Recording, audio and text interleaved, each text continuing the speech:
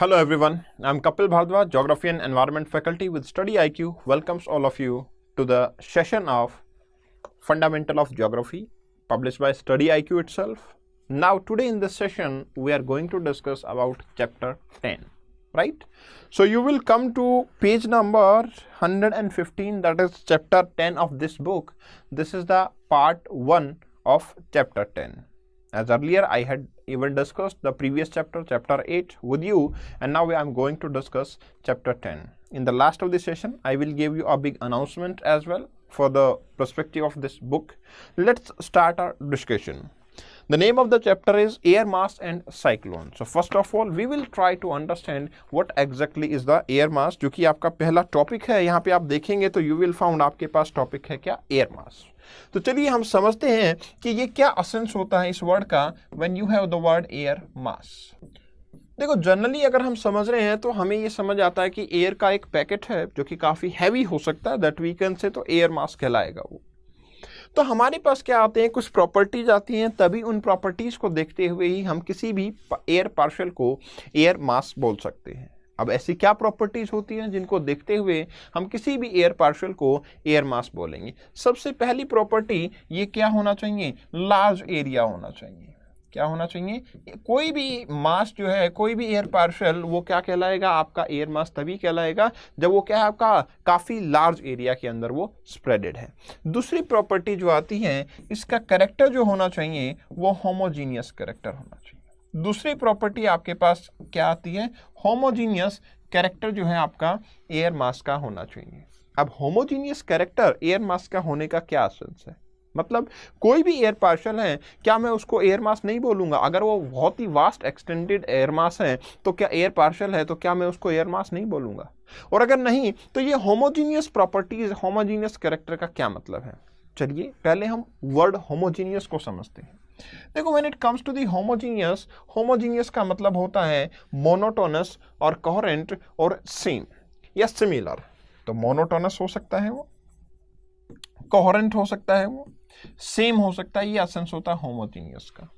इसका मतलब homogeneous characteristics का मतलब उसकी all through the large area properties क्या होनी चाहिए, सेम होनी चाहिए. एक एयर पार्शल की इन वेरी लार्ज एरिया अगर प्रॉपर्टी सेम है तो मैं उसको होमोजीनियस कैरेक्टर बोलूँगा. बट सर सवाल ये आता है कि प्रॉपर्टी से मतलब क्या है. अगर मैं किसी ह्यूमन की प्रॉपर्टी की बात करता हूँ तो कुछ कैरेक्टर हम डिफाइन करते हैं ह्यूमन प्रॉपर्टी में. तो इसी तरीके से एयर मास की प्रॉपर्टीज़ की मैं बोल रहा हूँ. ठीक है, आपने बोल तो दिया है कि प्रॉपर्टीज सेम होना चाहिए, लेकिन किस प्रॉपर्टी की बात करना चाह रहे हैं आप. ऐसी क्या प्रॉपर्टी होती है आपके एयर मास में जो कि आप सेम करना चाह रहे हैं, उसके बाद ही आप एक एयर पार्शल को एयर मास का स्टेटस देंगे. तो प्रॉपर्टीज हमारे पास क्या होती हैं, तीन चीजें आती हैं आपकी. एक तो टेम्परेचर की बात करते हैं हम, एयर मास के टेम्परेचर की बात करते हैं ऑल थ्रू द एरिया. अगर ये लार्ज एरिया में एक्सटेंडेड है आपका एयर मास तो all through the area temperature क्या होना चाहिए, नियरली कांस्टेंट होना चाहिए. ऑल थ्रू द एरिया आपका क्या होना चाहिए, नियरली कांस्टेंट टेम्परेचर देखने को मिले. दूसरी इंपॉर्टेंट प्रॉपर्टी क्या आती है, अगर जैसे कि काफ़ी लो टेम्परेचर अगर किसी एयर पार्शल का है तो पूरे वास्ट एरिया में वो टेम्परेचर आपका लो ही देखने को मिले. अगर किसी एयर मास का टेम्परेचर ज़्यादा है, ज़्यादा भी हो सकता है, कम भी हो सकता है, ऐसा कोई लिमिट नहीं है, लेकिन अगर ज़्यादा है तो काफ़ी एरिया के अंदर जितना भी वास्ट मास हम देखेंगे उसमें ज़्यादा ही आपका टेम्परेचर होना चाहिए. ठीक है. दूसरी प्रॉपर्टी ह्यूमिडिटी की आती है, मॉइस्चर की आती है. मतलब जो अमाउंट ऑफ मॉइस्चर है, जो अमाउंट ऑफ ह्यूमिडिटी है, मैंने आपको ह्यूमिडिटी को आपको बहुत बेसिक से पढ़ाया हुआ भी है काफ़ी बार. ह्यूमिडिटी की बात करूं अगर मैं, तो एटमॉस्फेयर में ह्यूमिडिटी 0 से 4% पे वेरी करती है. तो ये जो वेरिएबिलिटी है ये तो काफ़ी ज़्यादा हो जाएगी. 0 से 4% की वेरिएबिलिटी तो काफ़ी फास्ट वेरिएबिलिटी होती है. इसमें क्या चाहिए हमें, हमें चाहिए कि ये क्या हो, वेरिएबिलिटी थोड़ी सी कम हो जाए. ये वेरिएबिलिटी थोड़ी सी कम हो जाए मतलब humidity all through the large area, जितना भी आप लार्ज एरिया की बात कर रहे हैं उस पूरे लार्ज एरिया में ह्यूमिडिटी क्या होना चाहिए आपका, ह्यूमिडिटी लगभग सेम होना चाहिए. ह्यूमिडिटी लगभग क्या रहे आपकी, सेम रहेगी. अगर तो ह्यूमिडिटी 0 से 4% की वेरिएबिलिटी की बजाय कुछ कांस्टेंट हो, लेट्स से 2% ह्यूमिडिटी है तो 2% humidity will be found all through the area.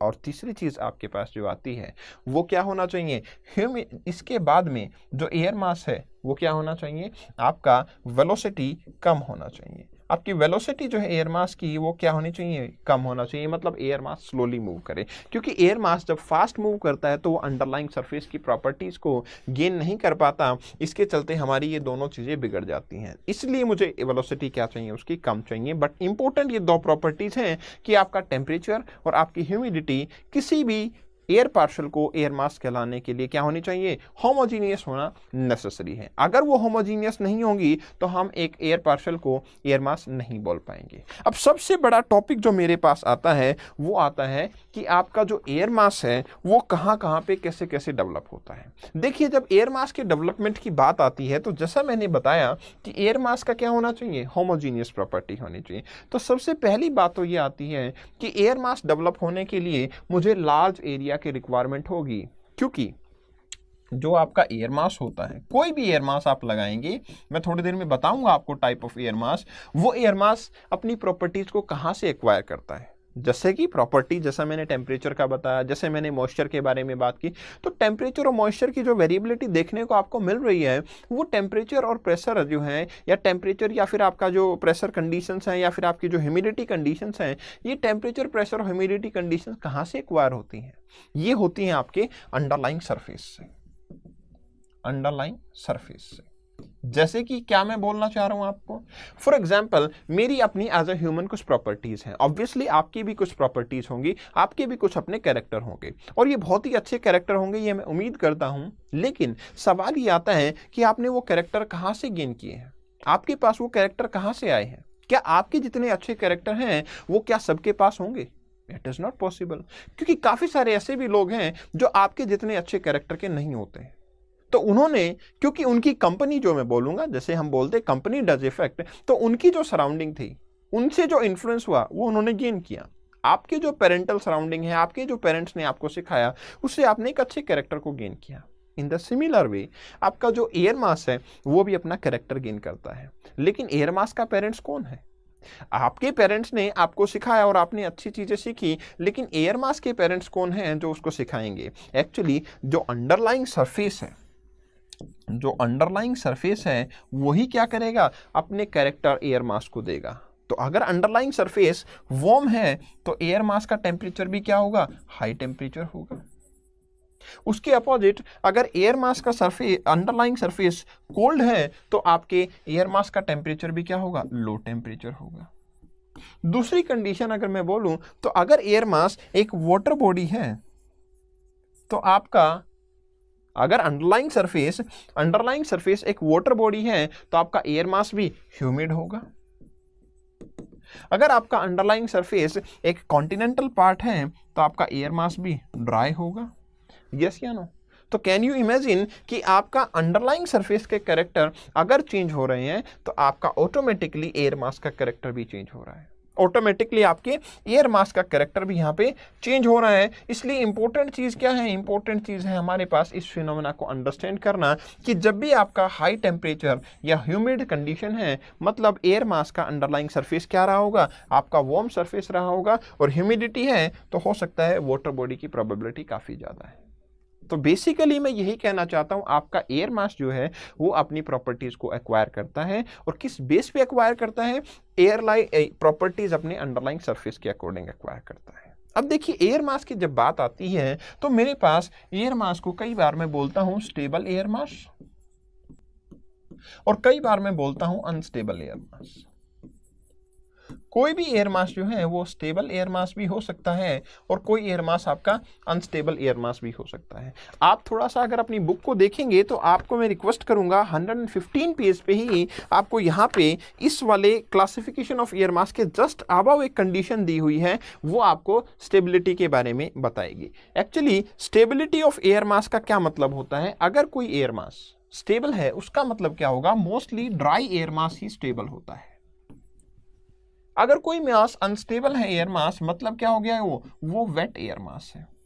Simply अगर मैं बोलूं तो मैंने इसको अनस्टेबल क्यों बोला और इस एयर मास को स्टेबल क्यों बोला, क्योंकि आप ये सोचें, अगर मान लो जब मैं प्रॉपर्टीज की बात कर रहा था तो मैंने आपको प्रॉपर्टीज बताई टेम्परेचर के बारे में, मैंने आपको प्रॉपर्टी प्रेशर या वेलोसिटी के बारे में बताया, और मैंने आपको ह्यूमिडिटी के बारे में बताया। आपको क्या लगता है इन सब तीनों चीज़ों में से सबसे फास्ट कौन सी चीज़ चेंज हो सकती है? आपका सबसे फास्ट टेम्परेचर चेंज होगा, सबसे फास्ट आपका प्रेशर चेंज होता है, या फिर सबसे फास्ट आपकी ह्यूमिडिटी चेंज होती है? कौन सी चीज़ काफ़ी फ्रिक्वेंटली चेंज होती है? Obviously humidity.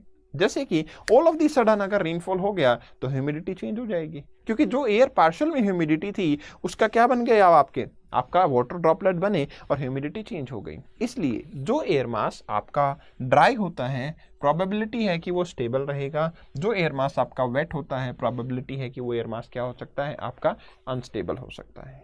तीसरी बात मेरे पास जो आती है वो आती है आपका classification of air mass. Classification of air mass की जब मैं बात करता हूं तो आपको पता ही लग गया कि आपकी अंडरलाइंग सरफेस की प्रॉपर्टीज के बेसिस पे ही आपके एयर मास को क्लासिफाई किया जाएगा। आपके अंडरलाइंग सरफेस की प्रॉपर्टीज के बेस पे ही आपके एयर मास को क्लासिफाई किया जाएगा। इसलिए अब आपका एयर मास जो क्लासिफाई होता है वो दो चीज़ों से हो सकता है। जैसा मैंने बताया था पहले मैंने टेम्परेचर को मेजर किया, तो टेम्परेचर आपके एयर मास में ज़्यादा भी हो सकता है और टेम्परेचर कम भी हो सकता है। लेट्स से मैं एक कंडीशन बोलता हूं कि आपका एयर मास का टेम्परेचर ज़्यादा है, ठीक है।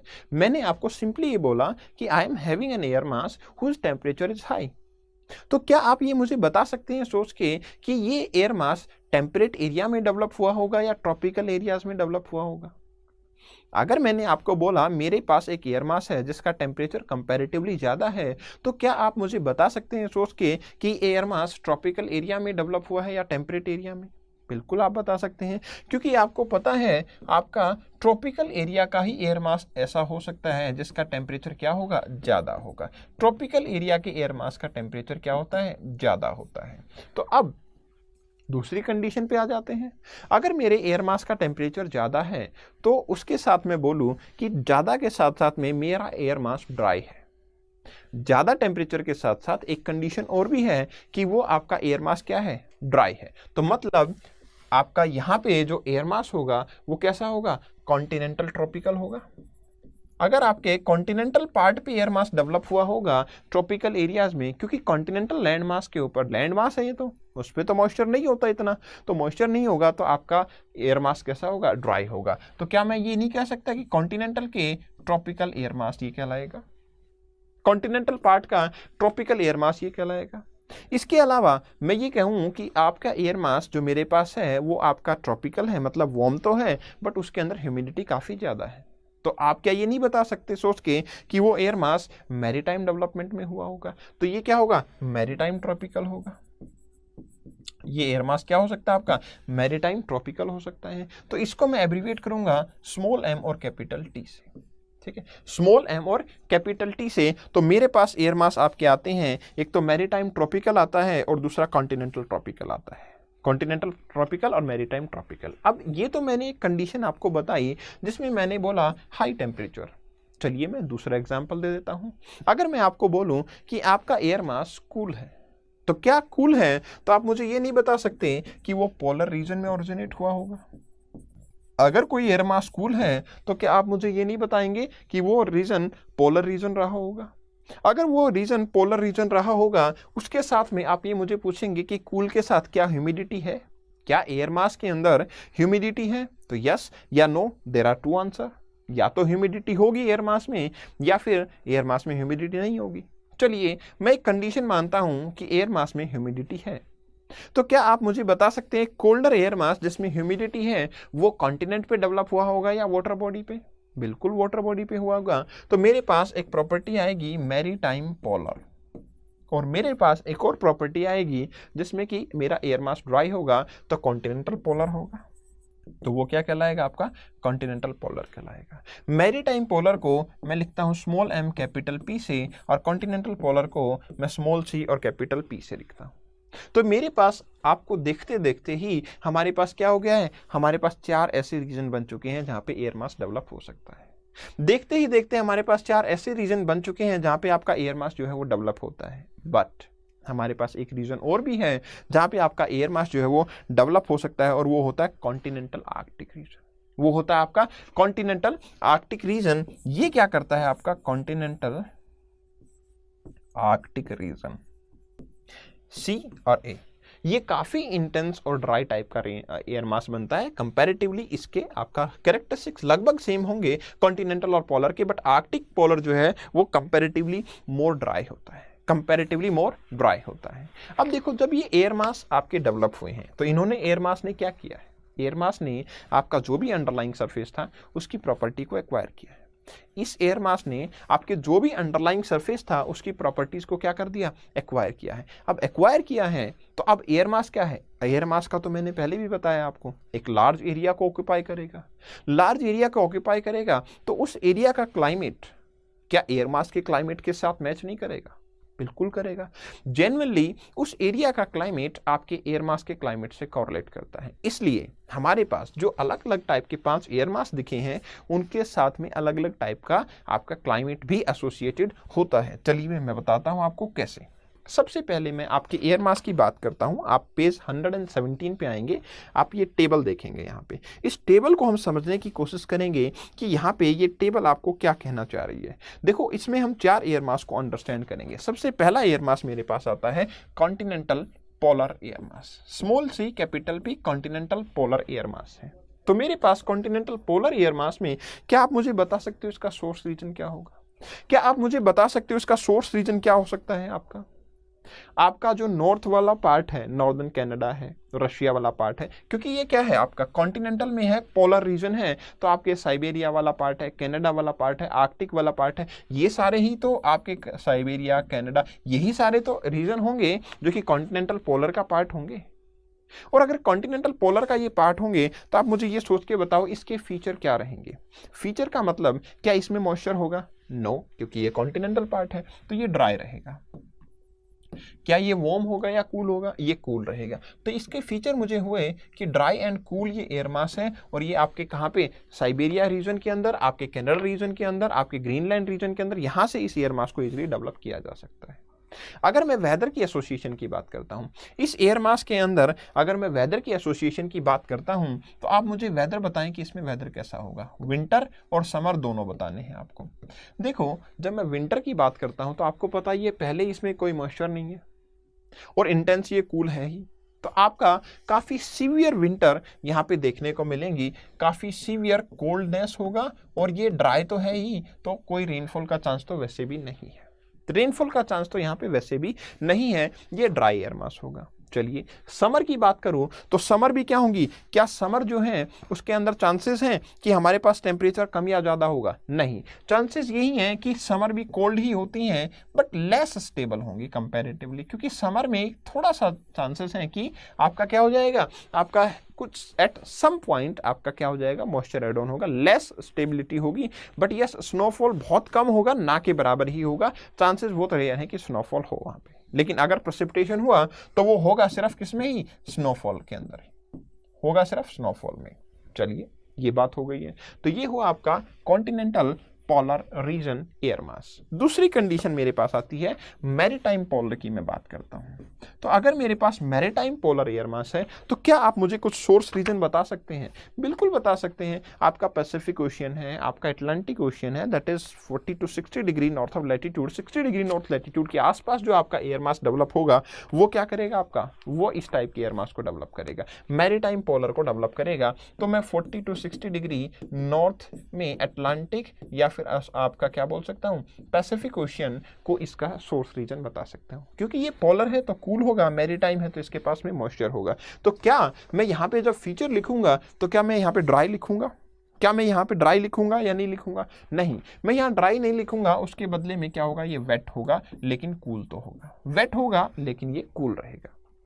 अब वेट भी है और कूल भी है, तो आप मुझे ये बताओ, इसके फीचर हो गए वेट और कूल। अब आप मुझे बताओ विंटर और समर के अंदर क्या इसका सीजन रहने वाला है। विंटर में मैं अगर बात करता हूं या समर में मैं बात करता हूं तो क्या रहने वाला है, आप सोच के देखो खुद। इसके पास क्या है, मॉइस्चर है, आपका इंटेंस कूल है। अब विंटर और अगर आ गई तो कूलिंग तो और हो जाएगी, और आपको पता है cold air can't hold moisture, तो जो मॉइस्चर है वो क्या करेगी, प्रेसिपिटेशन होगा। इसलिए विंटर में यहाँ प्रेसिपिटेशन देखने को मिलता है। विंटर टाइम पे यहाँ पे क्या रहेगा, आपका प्रेसिपिटेशन जो है वो देखने को मिलेगा। तो मैं बोलूंगा विंटर में प्रेसिपिटेशन होता है, इंस्टेबिलिटी क्रिएट होती है। आपका विंटर क्या होगा, कूल तो होगा, आपका विंटर कूल तो होगा, लेकिन अनस्टेबिलिटी जो है विंटर के अंदर देखने को मिल जाएगी। लेकिन समर की जब मैं बात करूंगा तो समर में, क्योंकि देखो टेम्परेचर क्या होगा, थोड़ा सा बढ़ जाएगा, कंपैरेटिवली टेम्परेचर तो बढ़ेगा ना भाई, समर है।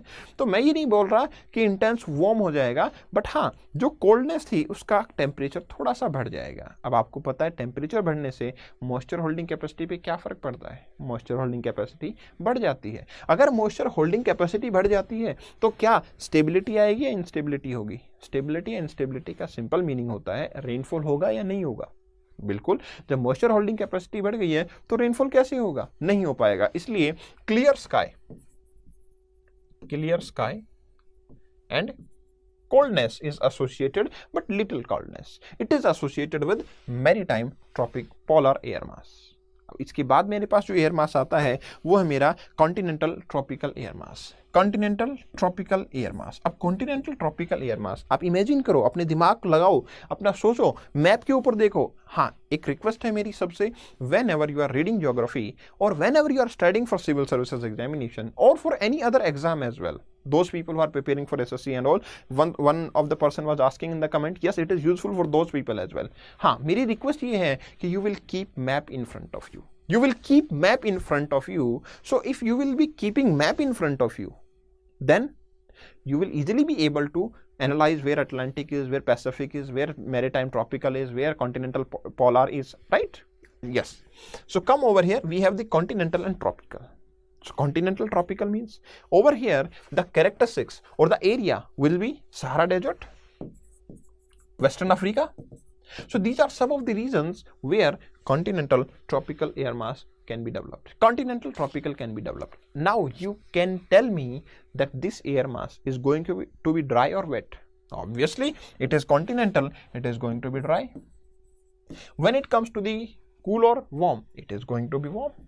It is going to be cool or warm, it is going to be warm। So if you will look at this particular part, then it is dry and it is warm।